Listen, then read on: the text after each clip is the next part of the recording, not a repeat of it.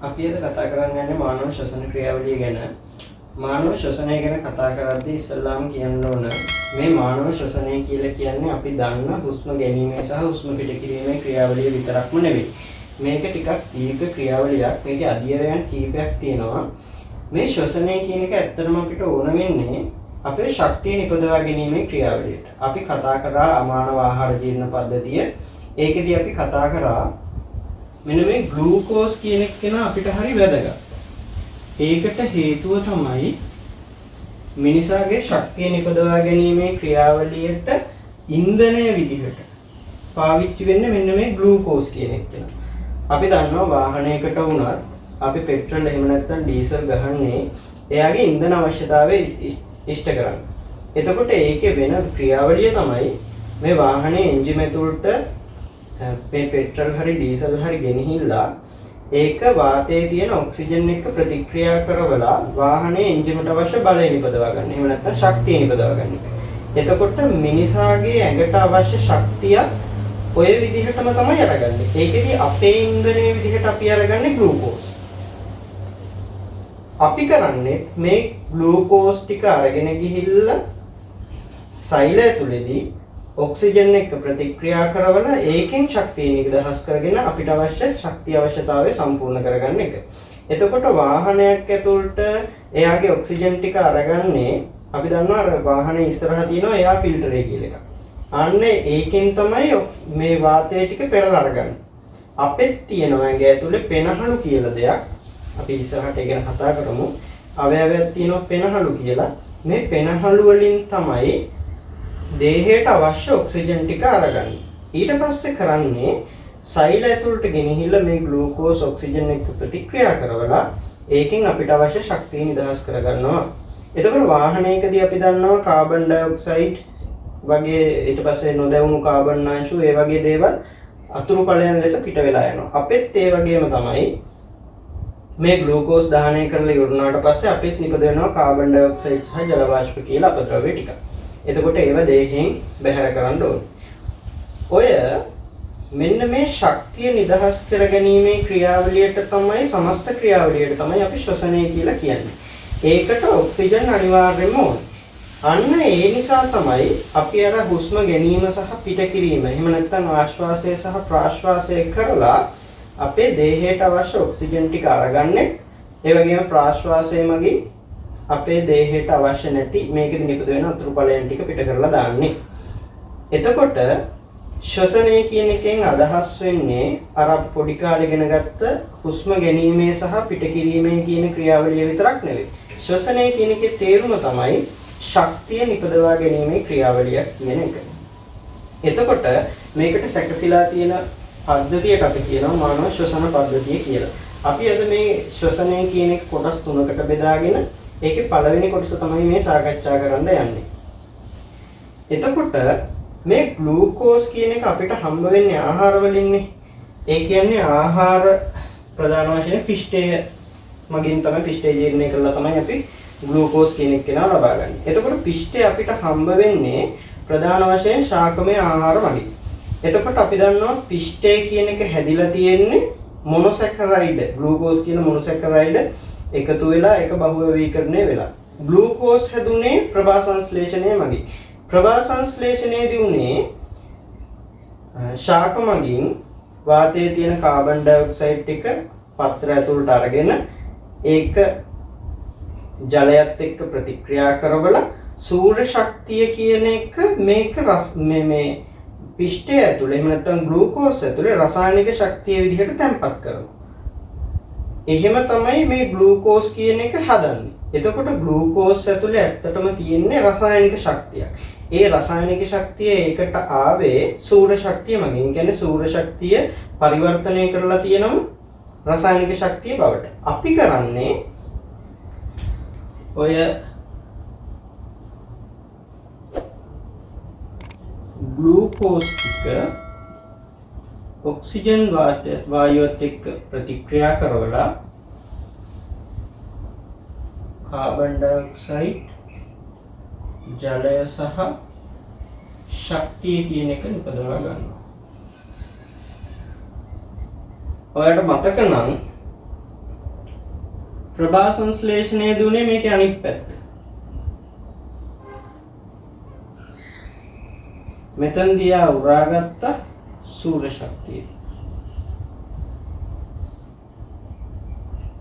එතනදී අපිට හැදුනා ග්ලූකෝස් සහ ඔක්සිජන් වායුව. එතකොට මේ තියෙන්නේ ප්‍රභා සංශ්ලේෂණයේ ක්‍රියාවලිය. ඒකේ අනිත් පැත්ත තමයි අපි ශ්වසනයේදී සිද්ධ කරන්නේ. එතකොට මේ ක්‍රියාවලියට තමයි අපි ඔක්සිජන් ලබා ගත යුත්තේ.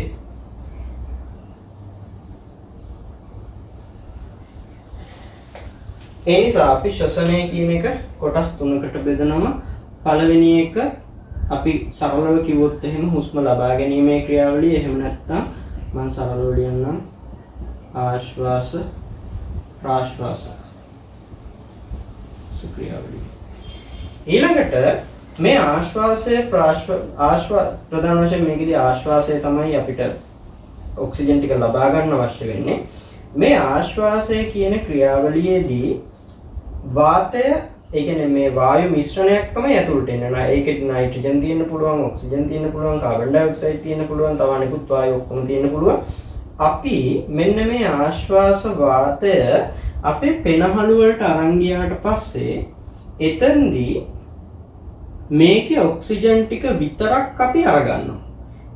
ඒක සිද්ධ කරන්නේ මේ අපේ පෙනහළු ඇතුලේ තියෙන ගර්ත කියලා જાතියක්. අපි ඒව ඉස්සරහදී කතා කරමු.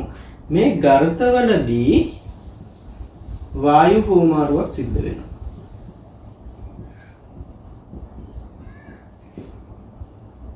එතෙන්දි කරන්නේ ඔක්සිජන් කියන එක්කෙනා විතරක් අපේ දේහය ඇතුළට අරගන්න එක. ඊළඟට තුන්වෙනි ක්‍රියාවලිය තමයි මේ ශ්වසනය කියන එකේ අවසාන ඵලය. අපි මේ ටික මේ ලබාගත් ඔක්සිජන් ටික සෛල ඇතුළට ගෙනහිල්ලා ඒ සෛල ඇතුළේදී මේ ඔක්සිජන් ටික අර අපි ලබාගත් ග්ලූකෝස් එක්ක ප්‍රතික්‍රියා කරලා ශක්තිය නිපදවා ගන්නවා. අපි ඒ ක්‍රියාවලියට කියනවා සෛලීය ශ්වසනය කියලා. සෛල ඇතුළේ සිද්ධ වෙන ශ්වසනය සෛලීය ශ්වසනය. එතකොට මේක තමයි ශ්වසනයේ තියෙන ප්‍රධාන පියවරන් තුන. පළවෙනි එක ආශ්වාස ප්‍රාශ්වාස ක්‍රියාවලිය. එහෙම නැත්නම් අවට පරිසරයේ තියෙන වාතය දේහය තුලට ලබා ගැනීමේ ක්‍රියාවලිය. ඊළඟට ගර්තවලදී සිද්ධ වෙන වායු හුවමාරුව. ඊළඟට සෛල ඇතුළේ සිද්ධ වෙන ශක්තිය නිපදවීමේ ක්‍රියාවලිය. එහෙම නැත්නම් අපි ඒකට කියනවා සෛලීය ශ්වසනය කියලා. ඊට පස්සේ අපි කතා කරනවා මේ ආශ්වාස ප්‍රාශ්වාස ක්‍රියාවලිය සිද්ධ කරලා කොහොමද මේ බාහිර පරිසරයේ තියෙන වාතය දේහය ඇතුළට ලබා ගන්න කියලා. මේ සඳහා සකස් වෙලා තියෙන පද්ධතිය තමයි මානව ශ්වසන පද්ධතිය කියලා කියන්නේ. ඒක පටන් ගන්නේ අපේ මේ නාස් විවර වලින්. මේ නාස් විවර වලින් ගන්න වාතය මේක ඇතුලේ තියෙන කුටීරය. අන්නේ කුටීරය ඇතුළට ඉස්සල්ලාම ගෙනියනවා. ඒ කුටීරයට අපි කියනවා නාස් කුහරය කියලා. ඊළඟට මේ නාස් කුහරයයි මුඛ කුහරයයි අපි කිව්වා එකට එකතු වෙනවා එක කුටීරයකදී කියලා. ඒක අපි ආහාර ජීර්ණ පද්ධතියත් කතා කරා. ඒකට අපි කිව්වේ ග්‍රසනිකාව කියලා. මේ ග්‍රසනිකාව ආශ්‍රිතවම තමයි අපි ජීවිකාව තියෙන්නේ. මම ඒක මේකෙදි ලකුණු කරන්නේ නැහැ. ඊට පස්සේ දැන් මෙතනදී ආයේ අර කිව්වා වගේ බට දෙකක් තියෙනවා ගෙනියන්න. මේ පිටිපස්සෙන් තියෙන බටේ තමයි අපි කතා කරපු අන්න ස්රෝතය. ඒක දිගේ ගිහිල්ලා ආහාර යන්නේ ආමාශයට. මෙතන ඉස්සරහා තියෙන බටේ තමයි අපිට මේකෙදි වැදගත් වෙන්නේ. ඒක තමයි අපේ ශ්වාසනාලය කියලා කියන්නේ. මේ දිගට තියෙන බටේ තමයි ශ්වාසනාලය කියලා කියන්නේ. මේ ශ්වාසනාලයේ චුට්ටක් පල්ලෙහාට එනකොට ඔයගොල්ලොන්ගේ කටහඬ නිපදවන පොඩි ඉන්ද්‍රියක් තියෙනවා. ඒකට අපි කියනවා ස්වරාලය. ස්වර නිපදවන තැන. එහෙම නැත්නම් කටහඬ නිපදවන තැන. එතනට කියන්නේ ස්වරාලය කියලා. මේ ස්වරාලය මේක ටිකක් උඩින් තියෙන මේ ශ්වාසනාලය පටන් ගන්න හරියම වගේ තියෙන්නේ. එතනින් පොඩ්ඩක් මේ දිගටම තියෙන්නේ අපි මම අර ඉස්සෙල්ලා කිව්වා ශ්වාසනාලය. මේ ශ්වාසනාලය ටිකක් පල්ලෙහාට ඇවිල්ලා කොටස් දෙකකට බෙදෙනවා. ඒ බෙදෙන නාල දෙකට අපි කියන්නේ ශ්වාසනාලිකා කියලා. වම් පැත්තේ තියෙන එක වම් ශ්වාස නාලිකාව, දකුණු පැත්තේ තියෙන එක දකුණු ශ්වාස නාලිකාව. පොදුවේ ලකුණු කරොත් අපි කියනවා ශ්වාස නාලිකා. මේ ශ්වාස නාලිකා දෙකෙන් තමයි පටන් ගන්න මේ තියෙන පෙනහළු දෙක. මේක දෙපැත්තේ දෙකක් තියෙනවා, වම් පැත්ත එකයි දකුණු පැත්ත එකයි. මම මෙතනදී එකක් විතරයි යන්නේ. මේ තමයි අපි ඔය කතා කරපු පෙනහළුව, එහෙම නැත්නම් පෙනහැල්ල. මේ ශ්වාස නාලිකා පෙනහැල්ල ඇතුළට ඇතුල් වුණාට පස්සේ මේක බෙදෙනවා තවත් චූටි බටවලට. ඒවා ශ්වාස නාලිකාවල අණු කොටස්. ඒ නිසා අපි ඒවට කියනවා අනුශ්වාස නාලිකා කියලා. අනුශ්වාස නාලිකා. මේ අනුශ්වාස නාලිකා ඇතුලේ පොඩි බැලුම් බෝල එල්ලලා වගේ වාත කෝෂ තියෙනවා. මේ වාත කෝෂ වලට තමයි අපේ මේ එළියේ ඉඳන් එන වාතය ටික ඔක්කොම පිරෙන්නේ. එතකොට මේවට අපි කියන්නේ ගර්ත කියලා. ගර්ත. මේව ඇතුළට තමයි අවසානයේ වාතය ටික ගමන් කරන්නේ. මෙතනින් තමයි රුධිරයට මේ වාතයේ තියෙන ඔක්සිජන් ටික වෙන් කරලා අරගන්නේ. එතකොට මේක තමයි මානව ශ්වසන පද්ධතියේ තියෙන කොටස් ටික. මේ තියෙන මෙන්න මේ ටික. මෙන්න මේ හරියෙන් පල්ලෙහා මේ ශ්වාසනාලයෙන් තියෙන්නේ. මේ පල්ලෙහා තියෙන කොටස් ටික ඔක්කොම තියෙන්නේ අපේ පපු කුහරය ඇතුලේ. අපි ඒකට කියනවා උරස් කුහරය කියලා. මේ උරස් කුහරය කියලා කියන පපු කුහරය එතනින් පල්ලෙහා ටික තියෙන්නේ උදර කුහරය. ඒ කියන්නේ අපේ බඩ කියලා අපි හඳුන්වන්නේ. මෙන්න මේ උරස් කුහරයයි එහෙම නැත්නම් පපු කුහරයයි උදර කුහරයයි වෙන් කරන්නේ මේක අපේ දේහය පුරා හරහට තියෙන පේශි පටලයක් විදිහටයි අපි සලකන්නේ. මේක ටිකක් සාමාන්‍ය තත්ත්වයේ තියෙනකොට පොඩක් උඩට වක්‍ර වෙලා තියෙන්නේ. මේකට අපි නමක් කියනවා මහා ප්‍රාචීරය, එහෙම නැත්නම් මහා ප්‍රාචීර පේශිය. මේක මාංශ පටලයක්. මස් වලින් තමයි හැදිලා තියෙන්නේ.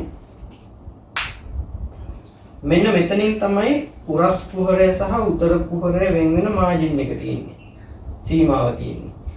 එතකොට මෙතනින් උඩ තමයි අපි මේ කතා කරගෙන යන්නේ. මෙතනින් පල්ලෙහා ගැන තමයි අපි ආහාර ජීර්ණ පද්ධතියේදී සාකච්ඡා කළේ. එතකොට අපි ඉස්සල්ලාම කතා කරනවා කිව්වේ අර ආශ්වාස ප්‍රාශ්වාස ක්‍රියාවලියේදී සිද්ධ වෙන හැටි. ඒකෙදී මේ බාහිර තියෙන වාතය ටික අපි මෙන්න මේ ගර්ත දක්වා ගේන්න ඕන. එතෙන්දී අපි දන්නවා අපේ මේ ආශ්වාස ප්‍රාශ්වාස ක්‍රියාවලිය, අපි හුස්ම ගැනීමේ ක්‍රියාවලිය හිතාමතා සිදු කරන ක්‍රියාවලියක් නෙවෙයි. ඒක අනිච්චානුගව එහෙම නැත්නම් සිතා බැලීමකින් තොරව සිද්ධ වෙන ක්‍රියාවලියක්. මේකෙදි වෙන්නේ මෙන්න මෙහෙම වැඩක්. මේකෙදි අපි කියවනේ මේක උරස් කුහරය ඇතුළේ සිද්ධ වෙන්නේ කියලා. මේ ශ්වසනයේ ක්‍රියාවලියට එහෙම ආශ්වාස ප්‍රාශ්වාස ක්‍රියාවලියට පේශි දෙකක් දායක වෙනවා. එකක් තමයි මම මේ කිව්ව මහා ප්‍රාචීර පේශිය. අනිත් එක අපේ මේ උරස් කුහරය ආරක්ෂා වෙලා තියෙන, ඔයගොල්ලෝ දැකලා ඇති මෙන්න මෙහෙම පර්ශ කුඩුවකින්. මම මේ පැතිපෙනුම අඳින්නේ.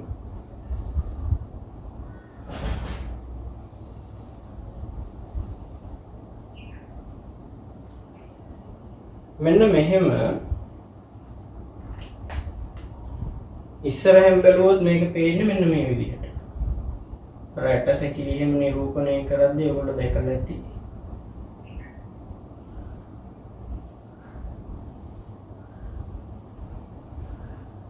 මෙන්න මෙහෙම මේ රැට කටු වලින් හැදිච්ච කූඩුවක් වගේ එකකින් තමයි මේක ආවරණය වෙලා තියෙන්නේ. මේක දිගට රවුමක් තියෙනවා. මේක පොඳුරට පේලියට තමයි ගිහිල්ලා හයි වෙලා තියෙන්නේ. මෙන්න මේ කුහරය ඇතුලේ තමයි මේ පෙනහළු ටික ඔක්කොම තියෙන්නේ. පෙනහළු හෘදේ මේකෙන් කරන්නේ මේ ඇතුලේ තියෙන අභ්‍යන්තර ඉන්ද්‍රියන් ආරක්ෂා කරන එක. මේවට අපි කියන්නේ පර්ශු කියලා.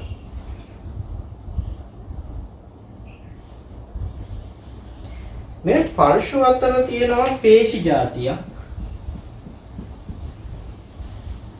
පර්ශු දෙකක් අතර පේශි තියෙනවා. ඒවට අපි කියන්නේ පේශි අතර පර්ශු අතර පේශි දෙකක් පේශි පිහිටනවා.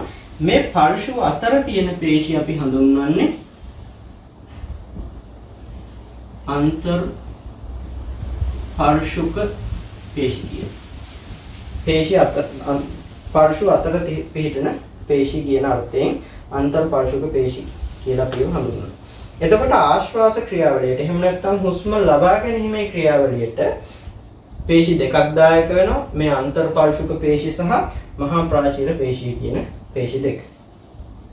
එතකොට මේකෙදි වෙන්නේ මෙන්න මෙහෙම වැඩක්. මේ මහා ප්‍රාචීර පේශිය සහ මේ අන්තර් පාර්ශ්වික පේශි කියන දෙක සංකෝචනය වෙනවා. සංකෝචනය වෙනවා කියන්නේ නැකිනවා. මම අඳින්නම් මේ තියෙන අන්තර් පාර්ශ්වික පේශිය. මේ අන්තර් පාර්ශ්වික පේශි මෙන්න මෙහෙම ඇකිලෙන්න පටන් ගන්නවා. එහෙම නැත්නම් අපි කියනවා සංකෝචනය වෙනවා කියලා.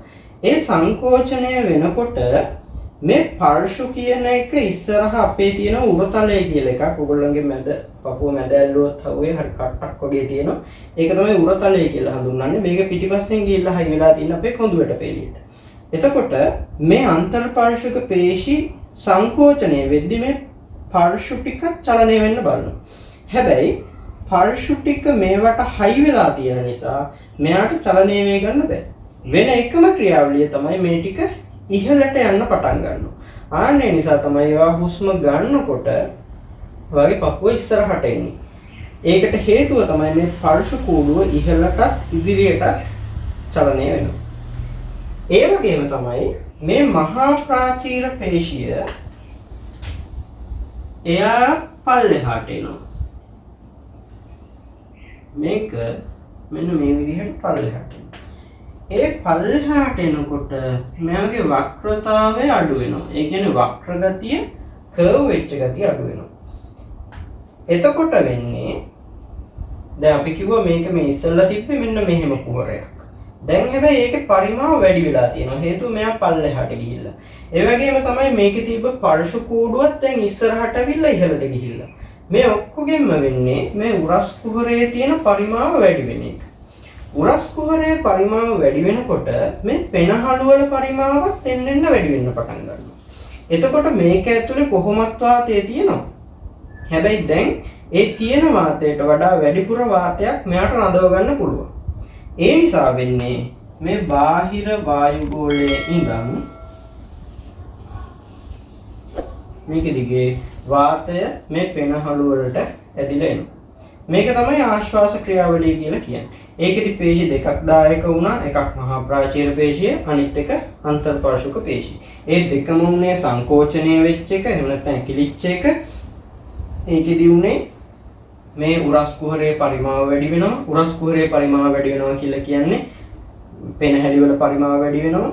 පෙනහළු වල පරිමාව වැඩි වුණාට පස්සේ අවට පරිසරයේ තියෙන වාතය මේ පෙනහළු වලට ඇදිලා එනවා. මේක තමයි ආශ්වාස ක්‍රියාවලියේදී සිද්ධ වෙන්නේ. ඊළඟට ප්‍රාශ්වාස ක්‍රියාවලිය. ප්‍රාශ්වාසයේදී වෙන්නේ මේ පෙනහළු ඇතුලේ තියෙන අපද්‍රව්‍ය. එහෙම නැත්නම් අපිට දැන් වැඩක් නැති ඒ උදාහරණයක් විදිහට අර මං කිව්ව ශ්වසනයේදී නිපද වෙන අපේ අතුරු පළයන් විදිහට නිපද වෙන කාබන් ඩයොක්සයිඩ් සහ ජල වාෂ්ප. එහෙම නැත්නම් අපි ඒවට කියනවා බහිස්රාවීය පළ කියලා අපි ඉස්සරහට කතා කරමු ඒවා. ඒ ටික මේක ඇතුලේ තියාගෙන වැඩක් නැහැ. ඒක කරන්න ඕන මේ ටික එළියට දාන එක. එළියට දාන්න නම් මේ දැන් උරස් කුහරයේ වක්‍රතාව පරිමාව වැඩි වෙච්ච එක අඩු කරන්න ඕන.